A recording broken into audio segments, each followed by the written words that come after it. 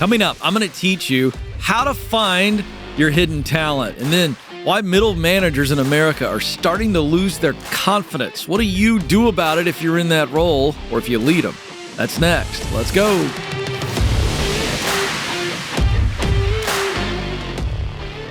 Welcome to the Ken Coleman Show. This is where we help you grow personally so that you can advance professionally and then lead effectively. That's our aim.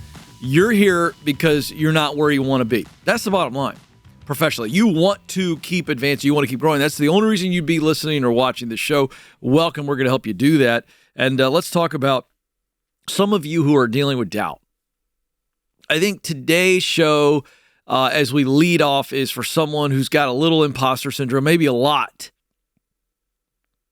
So how do you respond when somebody says, "What are you good at?" Do you instantly rattle off some things with confidence? Or do you hem and haw because you're not quite sure what to say? Or do you freeze because you have no idea how to answer that question? In my decades of coaching, I've coached over 10,000 people.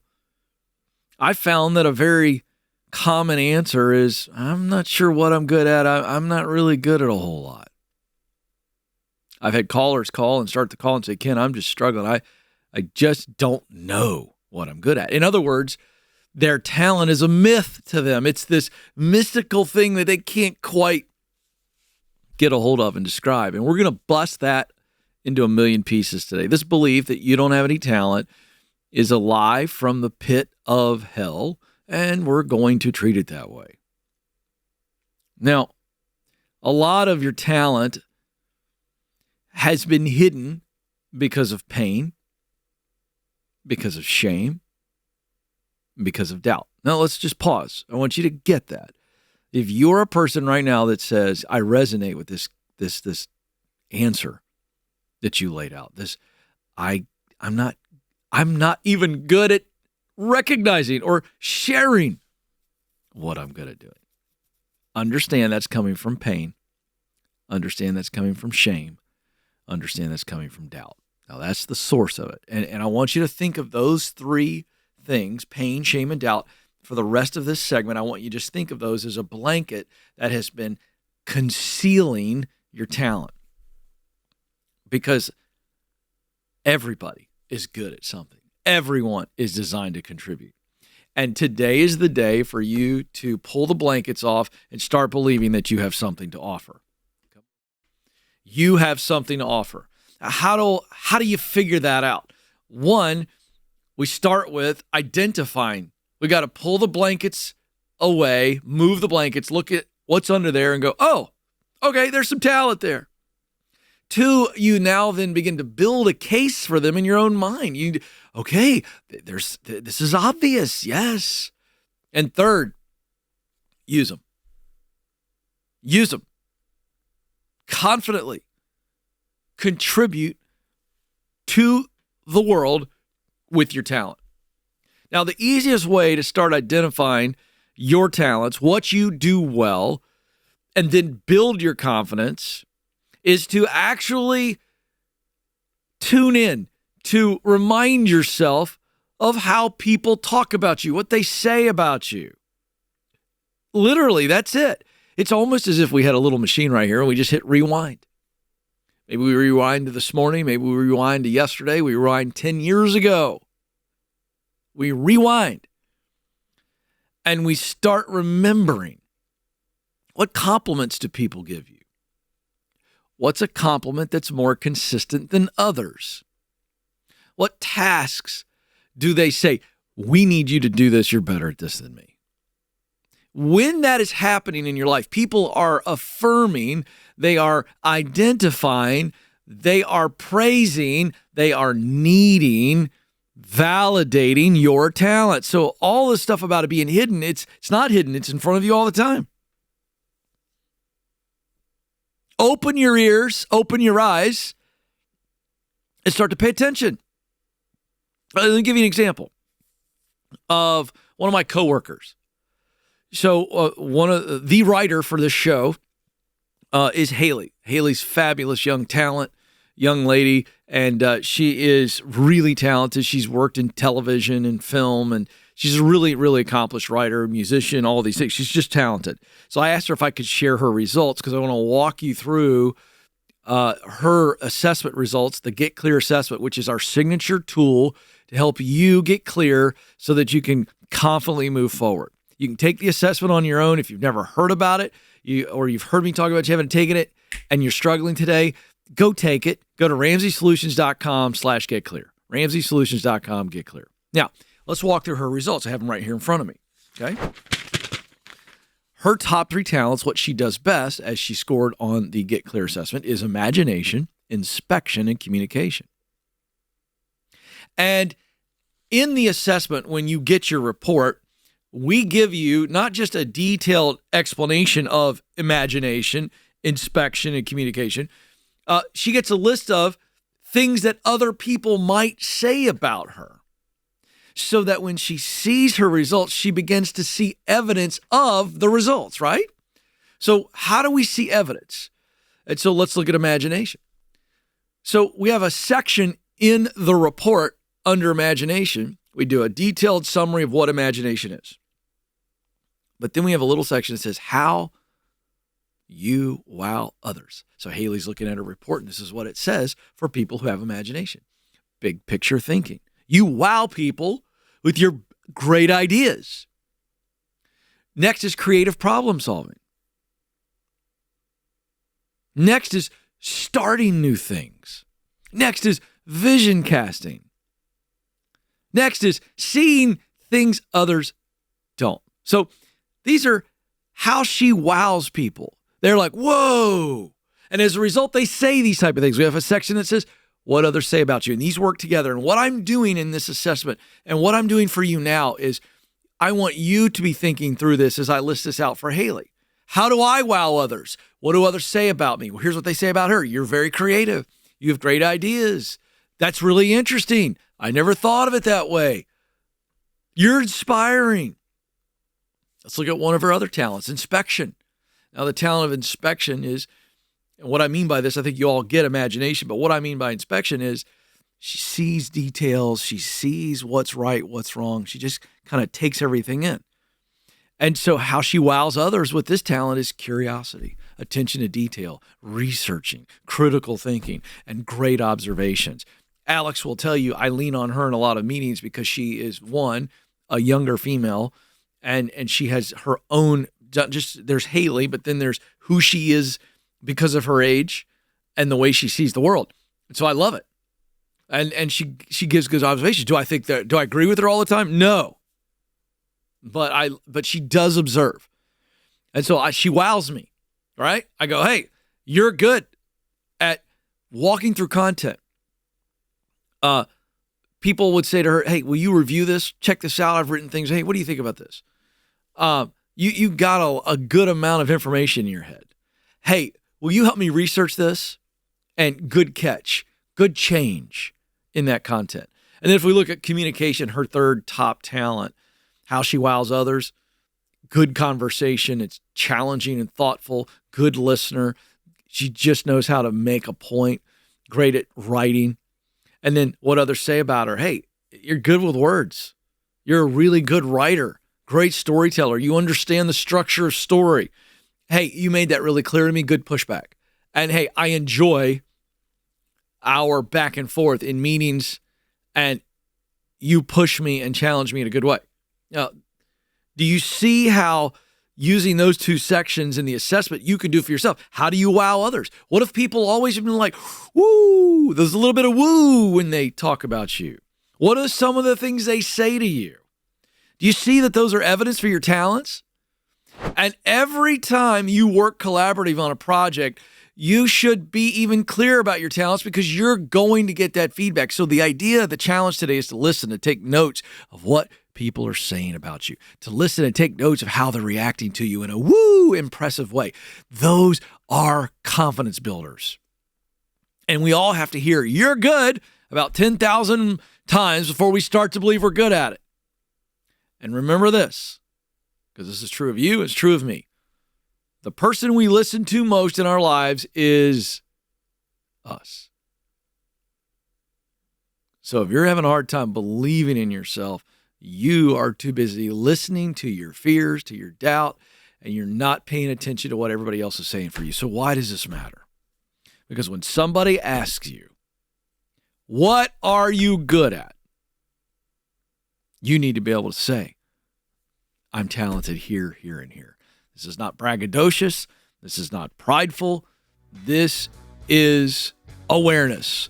And awareness leads to clarity, and clarity leads to confidence. You're very talented. Start digging for clues today.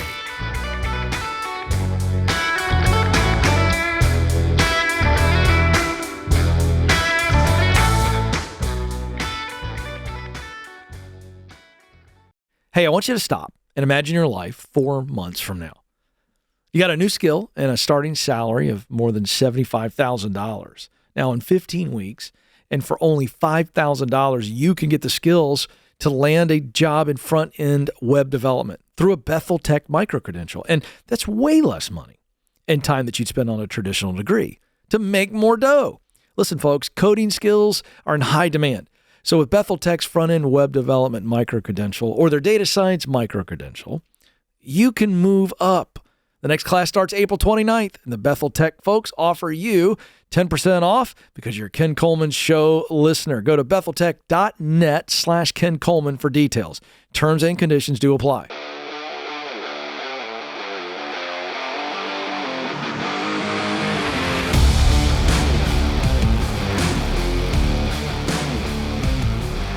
All right, where's the squeeze right now in the workplace? According to some new data from Glassdoor in my hands, it's middle managers. So that is implying, that term middle management, that you are leading leaders and you are being led. So you're in that middle. You've got some people that you're leading and they're leading as well. So you're on that. If we look at the leadership rung, you're in the middle, and organizations, they can die in this level. And it's not middle management's fault, but middle managers tend to get squeezed so much more because they are, in fact, in the middle. I mean, they're in the sandwich. And if executive leaders aren't leading middle managers well, they get squeezed really, really harmfully. I mean, we all need a little squeeze, right? To learn to grow. We need that. And tension is what I'm talking about. And there is what we would call good stress, meaning I'm being challenged. I'm in the fire. So think of a training for a marathon maybe.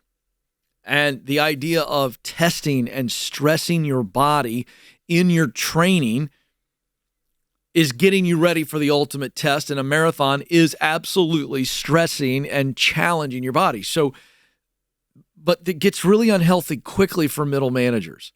And the reason is because if they're not being led well from the top, then all that stuff is falling on them, and they are left to try to make some decisions when many times they may not know which way they've got to go.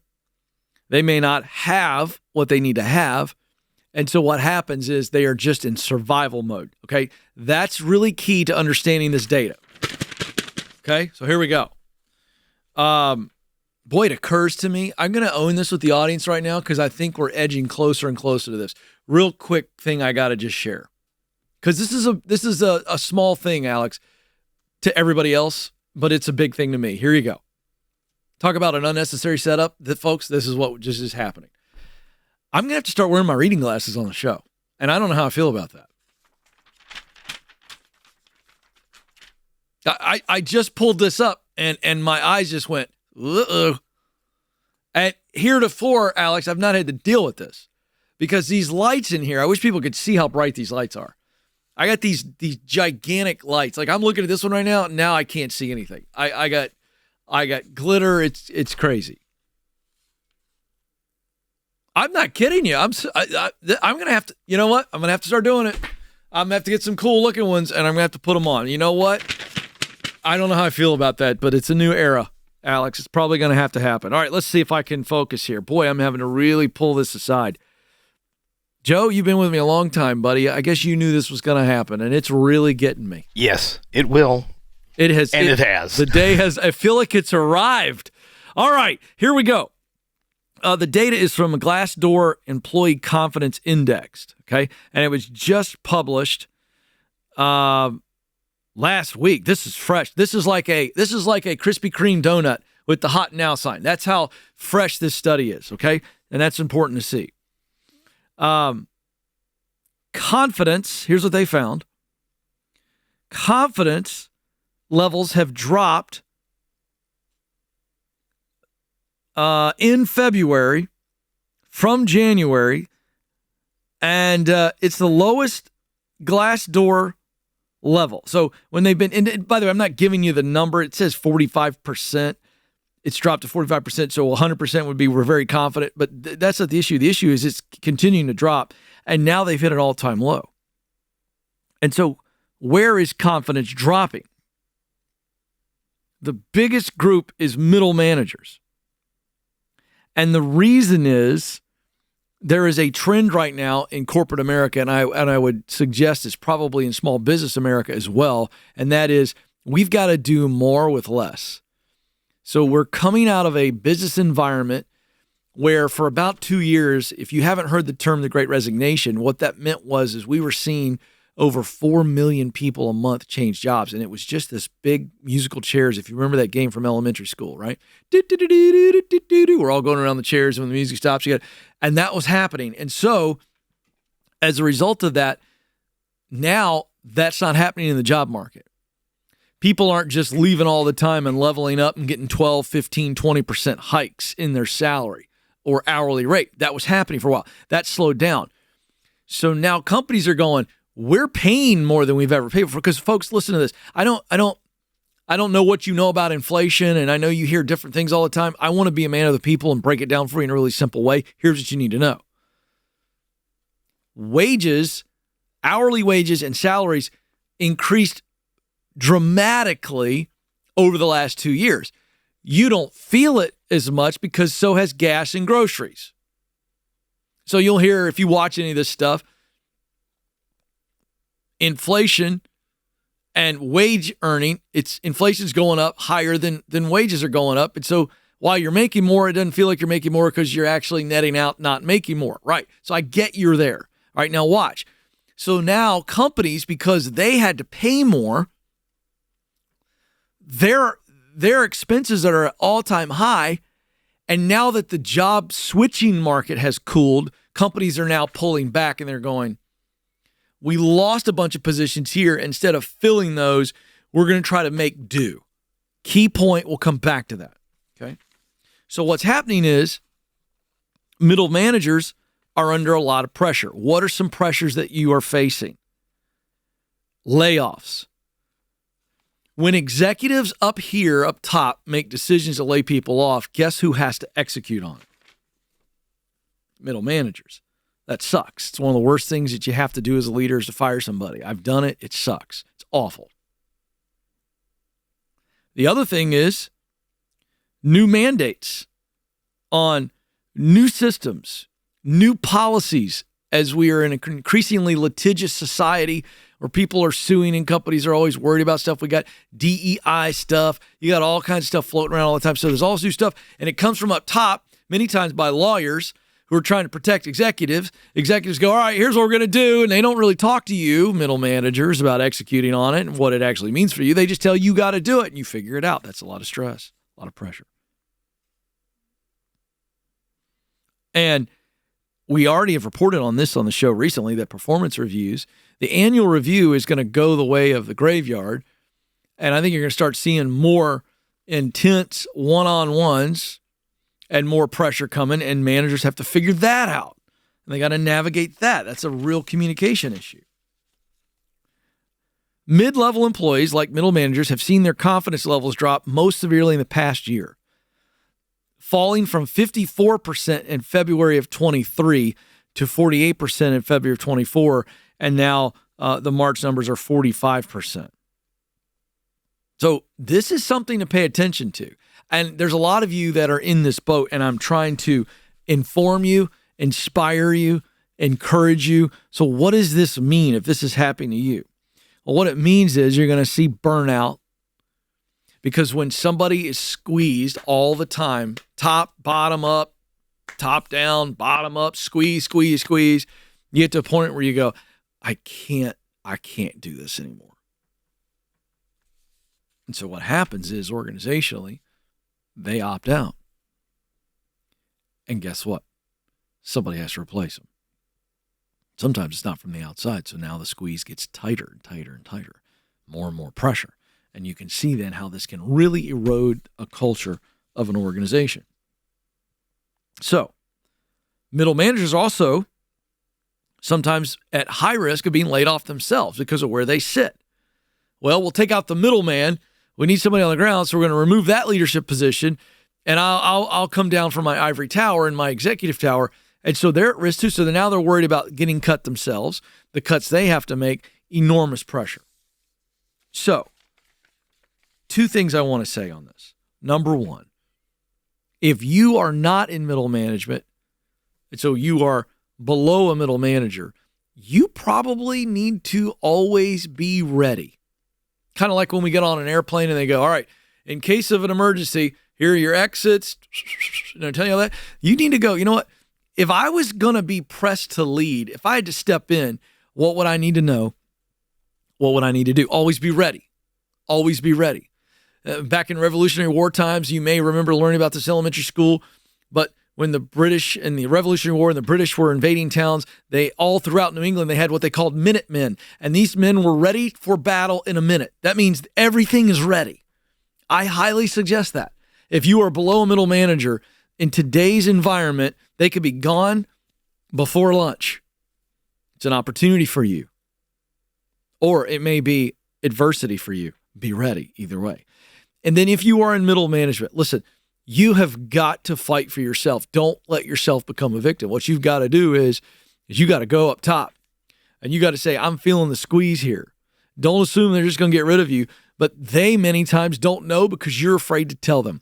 You need to advocate for yourself. Or if not, you're going to make things even worse for yourself to where you get to a point where you go, no one can do anything about it. It's too late. I've got to go. I think if you are in middle management, you are the people that are in it, in the storm. You know what's going on. And you have to advocate for yourself. You have to advocate for your team and understanding the messaging as you take this up. You're advocating for the company. I think the biggest cause of stress from leaders down to middle managers, and then the middle managers pass it on to everybody else, is blind spots. They don't know what they don't know. Don't assume they know. You got to tell them at middle managers. You got to advocate. Those of you who aren't in management, you got to advocate up. Knowledge is good. So don't sit on it and just try to survive. Life's too short to survive at the office. You need to be thriving. And I hope that helps you. But that's the environment we're in. Be aware. Be prepared. This is the Ken Coleman Show.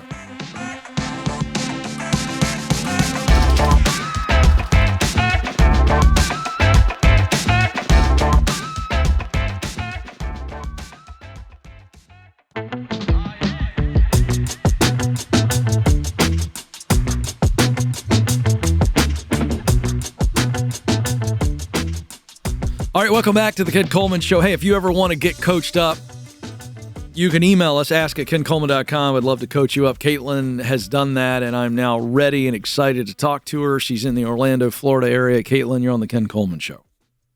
Hi, Ken. I just want to start by saying thank you so much for taking my question. You bet. I'm really excited to talk to you. Well, that makes 2 of us. I'm excited to talk to you. What are we talking about today? Okay.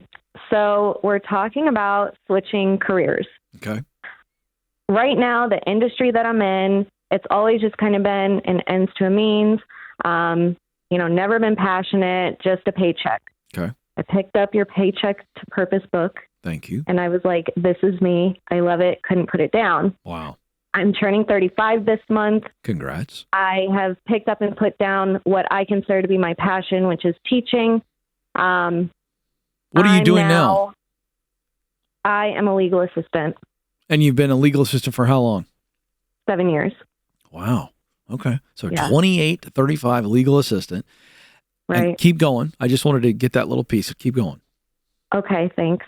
So 7 years, 7 years of just, getting by. And so now I'm at a place where I'm approaching 35 and I'm like, hold on, wait a second.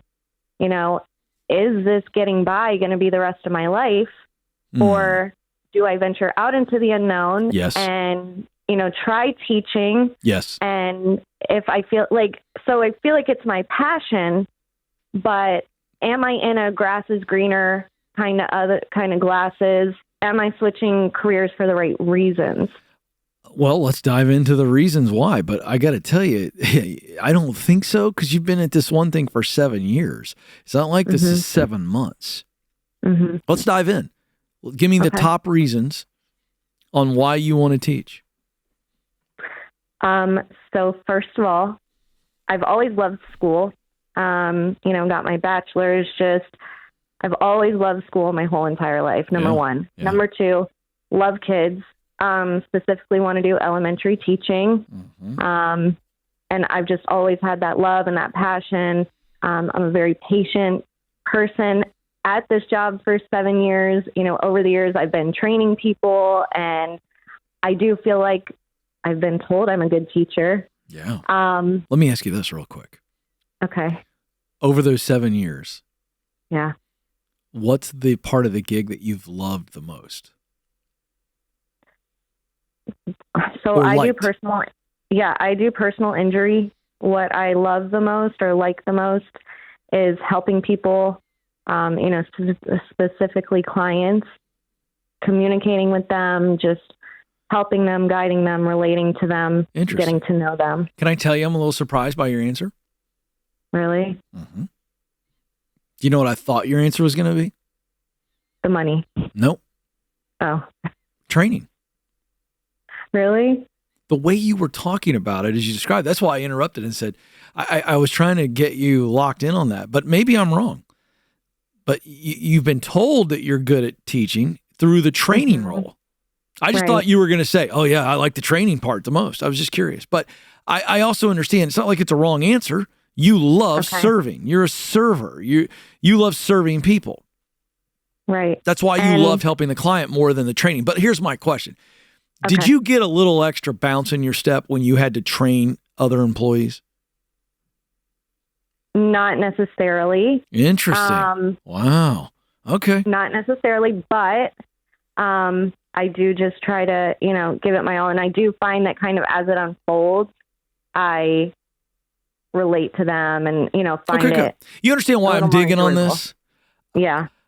I'm just trying to give you evidence, or I'm trying to find evidence that you really love teaching, because training is nothing more than teaching.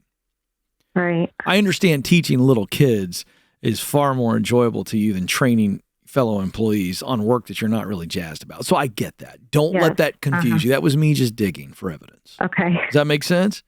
Yes. I don't want to throw you off. Okay. But let's keep going your reasons. So your reasons are you've always loved learning. You love kids. Is there any other reason that you want to change? You got no juice. You got no juice. I'm at this job and I'm unfulfilled. I get up in the morning. I'm not excited. Yeah. So those are 3 really fantastic reasons. Yeah. You asked me, I want to make sure, Ken, that my reasons are wrong. No, those reasons are good, healthy reasons. Nothing unhealthy in that at all. Next. What's the next question? Where do I go from there? All right. Good question. Okay. All right. So what qualifications do we need that we do not have to be able to be an elementary school teacher? The only thing I'm missing at this point is the certification.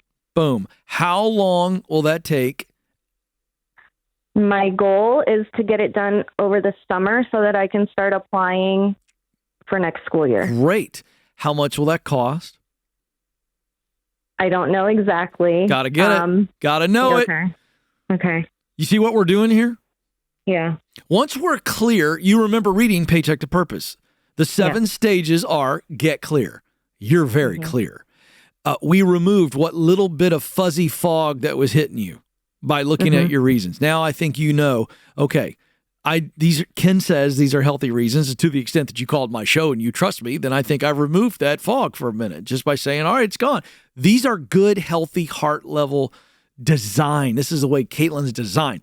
Absolutely, these are great reasons. So we're clear, yes? Yes. Great. Now what? Get qualified to stage 2. Mm-hmm. So we now know. Get connected is stage 3.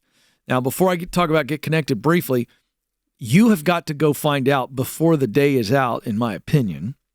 Mm-hmm. It's not the end of the world if you don't, but I'd like to move on this quickly while it's fresh. Once I know what that certification is going to cost, now I have no more fear of the unknown. Now I know. All right. It's going to take me this long, and it's going to cost me this much, and that means, because that's the answer to what do I have to do. Mm-hmm. Now, there's one other thing, get connected, and we can be getting connected while we're in this day job. We can get connected while we're still taking the cert, and that's getting connected with other teachers, administrators in your area, how many public schools are out there, what needs do they have. But you start getting connected now. If you've got friends who have kids in the elementary school, call them all and say, hey, will you talk to your principal for me on my behalf and say that I'm going to be qualified by the end of the summer. I'd love to have an introductory interview, whatever it takes. We're connecting. Let's get with some teachers. If I don't know any teachers, I know people who know teachers. And you know what? Teachers, they don't make a lot of money, so they'd love to get a free coffee or free lunch, wouldn't they, Caitlin? Yeah. You bet.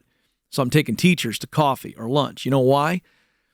I know I love learning. I know I love teaching. I know I love kids, but I can tell you this, because Caitlin and I have talked to a lot of elementary school teachers. Some of them are going to try to tell you not to do it. They're going to go, I'm burned out. I'm getting out. It's a 4-alarm dumpster fire. You're probably going to hear that from some teachers. And I would suggest to you, you need to hear that. And I'll tell you why.